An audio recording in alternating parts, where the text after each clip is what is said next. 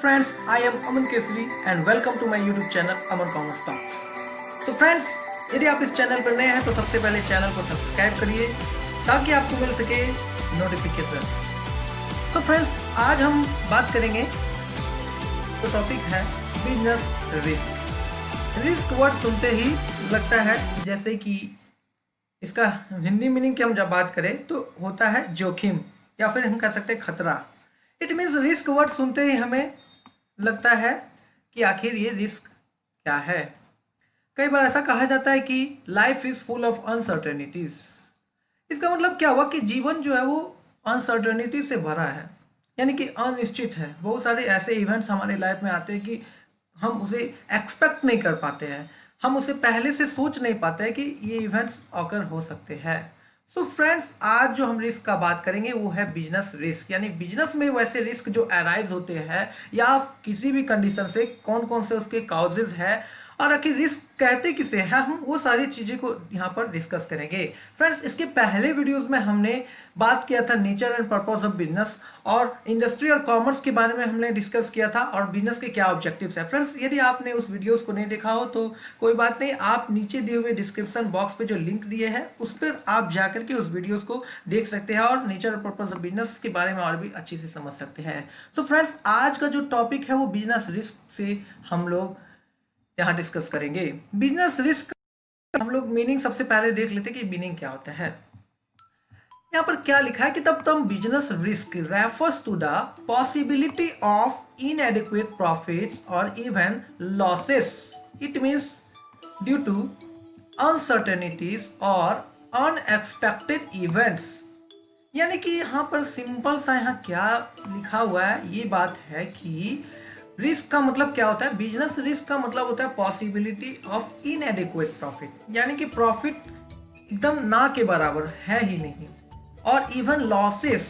Main thing here is that even losses, possibility of occurring losses, यानी कि loss होने का संभावना ड्यू टू अनसर्टेनिटीज और अनएक्सपेक्टेड इवेंट्स, यानी कि वैसे इवेंट्स के कारण जो कि अनसर्टन है, जो फिक्स नहीं है, आपको पता ही नहीं है कि वो इवेंट होने वाला है, या फिर अनएक्सपेक्टेड इवेंट, आपने एक्सपेक्ट करके सोच के नहीं चला है कि ये इवेंट होने वाला है, और वैसे इवेंट्स के कारण यदि आपको जब लॉस हो जा रहा है, लॉस होने का संभावना है या फिर प्रॉफिट ना के बराबर हो रहा है, तो वैसे इवेंट्स को, उस पॉसिबिलिटी को हम बिजनेस रिस्क कहते हैं।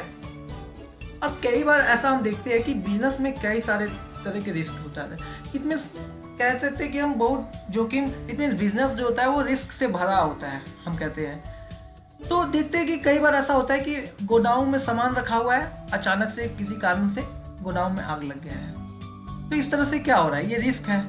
और फिर ऐसा भी हो सकता है कि आपका सामान जो है, गुड्स जो है वो चोरी हो गया हो किसी कारण से। तो इस तरह से बिजनेस में कई प्रकार के, कई तरह के इवेंट्स अनएक्सपेक्टेड होते हैं जो आपने कभी सोच के नहीं चला हो।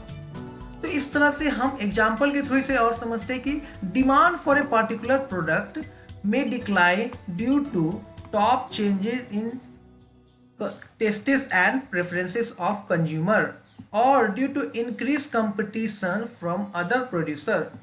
यानी कि सपोज करिए कि कोई पार्टिकुलर प्रोडक्ट है, उसका डिमांड डिक्लाइन हो गया है। इसका कारण क्या है, किस कारण से डिमांड डिक्लाइन हो गया है प्रोडक्ट का? या तो कंज्यूमर के टेस्ट और प्रेफरेंस पे चेंजेस हो गया हो, या फिर कंपटीशन के कारण, इंक्रीज कंपटीशन के कारण उस जो प्रोडक्ट है, पर्टिकुलर प्रोडक्ट का डिमांड कम हो गया हो।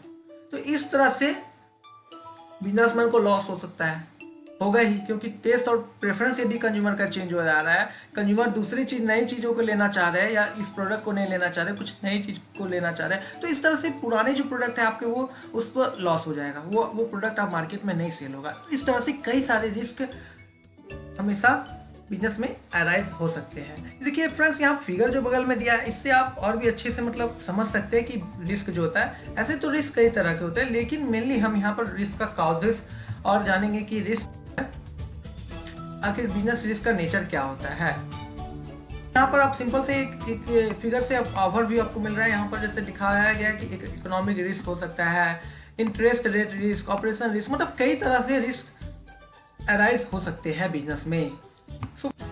अब हम बात करेंगे नेचर ऑफ बिजनेस रिस्क। आखिर नेचर क्या है बिजनेस रिस्क का। तो सबसे पहला बात किया जाए ड्यू टू अनसर्टेनिटी, यानी कि अनसर्टेनिटी के कारण आपका रिस्क अराइज हो सकता है। इट मीन्स जो चीजें फिक्स नहीं है उस कारण से भी रिस्क अराइज हो सकता है।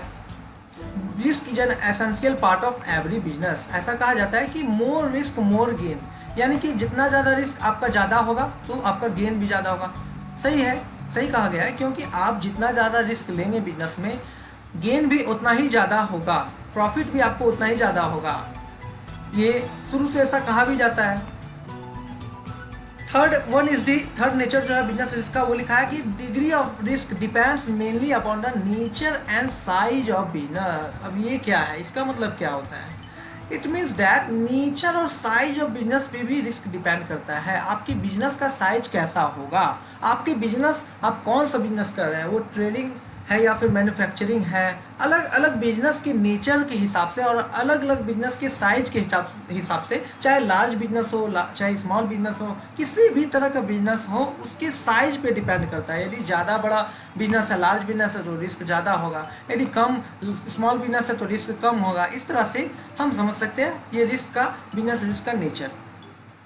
सो फ्रेंड्स, फोर्थ नेचर जो है इसका, ये है profit is the reward for risk taking, यानी कि प्रॉफिट जो है वो रिवार्ड है। यार मैंने क्या कहा आपका, ये जो सेकेंड पॉइंट में कहा गया था मोर रिस्क मोर गेन, यानी कि ज़्यादा से ज़्यादा रिस्क लेंगे तो आपको ज़्यादा से ज़्यादा गेन होगा, बिजनेस में प्रॉफिट होगा।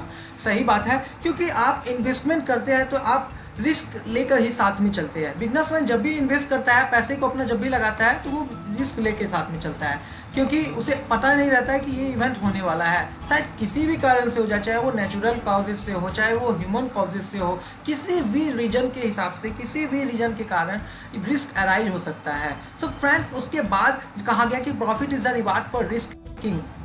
अब हम बात करते हैं causes of business risk. Causes यानी कि इसके मेन कारण क्या है, बिजनेस रिस्क का मेन कारण क्या है। सबसे पहला जो यहाँ इस फिगर से आप समझ सकते हैं कि यहाँ पर दिखाया गया है कि 4 काउजेस ऐसे बेसिकली दिखाए गए हैं। इन 4 काउजेस में ही सारे काउजेस को हम इंक्लूड कर सकते हैं। यहाँ पहला जो रिस्क का लिखा हुआ है काउजेस, वो है नेचुरल काउजेस, यानी कि नेचुरल काउजेस के कारण हो सकता है बिजनेस का रिस्क। यानी नेचुरल काउजेस कैसे रिस्क, कौन सी काउजेस होंगे। सो सपोज करिए कि अर्थक्वेक, भूकंप आ गया हो, इससे बहुत सारे लॉस हो सकता है, लाइफ को भी लॉस हो रहा है, इसमें बिजनेस को भी लॉस हो रहा है। तो नेचुरल काउजेस में कई बार नेचर के द्वारा आप रिस्क हो सकता है, तो बिजनेस में भी रिस्क होता है नेचर के द्वारा। It means that natural causes में जितने भी नेचुरल फिनोमेना के कारण जो रिस्क अराइज हो रहा है वो नेचुरल कॉजेज में आता है, लाइक दैट अर्थक्वेक, सुनामी, ये सभी जितने भी इवेंट्स हैं, जो अनसर्टेन इवेंट्स हैं, जो नेचर के द्वारा होते हैं, नेचर के द्वारा, उसे हम नेचुरल कॉजेज कहते हैं। सेकेंड वन जो बात आता है वो है इकोनॉमिक कॉजेज, यानी कि इट मीन्स जो हमने अभी कहा, डिमांड की जो बातें हमने कही कि डिमांड जो है, यानी it means related with the monetary term. It means that suppose that करिए कि जो टेक्नोलॉजी चेंज हो गया हो या फिर कंपटीशन इंक्रीज हो गया हो, या डिमांड पर्टिकुलर प्रोडक्ट का डिक्रीज हो रहा हो, इस कारण से इकोनॉमिक कॉजेज भी अराइज हो सकता है बिजनेस में। Third one is the human causes.